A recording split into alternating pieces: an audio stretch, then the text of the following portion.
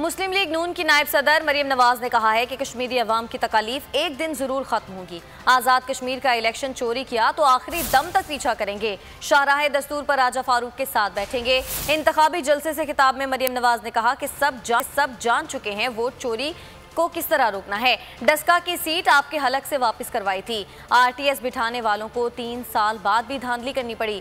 मरियम नवाज ने कहा कि वोट रोटी आटा चीनी कश्मीर चोर यहां आएगा तो उनसे सवाल पूछने हैं। कहा जाता है कि नवाज शरीफ की सियासत खत्म हो गई है।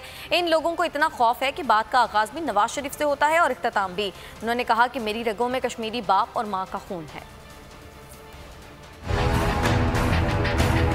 राजा साहब, मैं आपके सामने अपने कश्मीरी बहन भाइयों से कहती हूँ कि अगर मुस्लिम लीग नून का इलेक्शन जीती, कश्मीर का चोरी करने की कोशिश की, तो आप अगर बैठेंगे शाहराह दस्तूर पे तो मरियम नवाज आपके साथ बैठेगी। वोट चोर, रोटी चोर, आटा चोर, चीनी चोर, बिजली चोर, दवाई चोर और कश्मीर चोर इमरान खान आपकी सरजमीन पे आएगा तो आपने उससे एक सवाल पूछने हैं। कश्मीर के बदले कौम 2 मिनट की खामोशी इख्तियार करे। क्या ये सुनने के लिए तुम्हें आरटीएस बंद करा के तुम्हारे मोहसिनों ने बिठाया था 22 करोड़ अवाम के सर पे, जिसने 2018 में आरटीएस बिठाकर रातों रात अवाम का इलेक्शन चोरी कर लिया। आज 3 साल के बाद भी उसको इलेक्शन चोरी करने की जरूरत पेश आ रही है। आज भी इतना खौफ है नवाज शरीफ का कि नवाज शरीफ के बगैर इनकी ना कोई बात शुरू होती है ना खत्म होती है।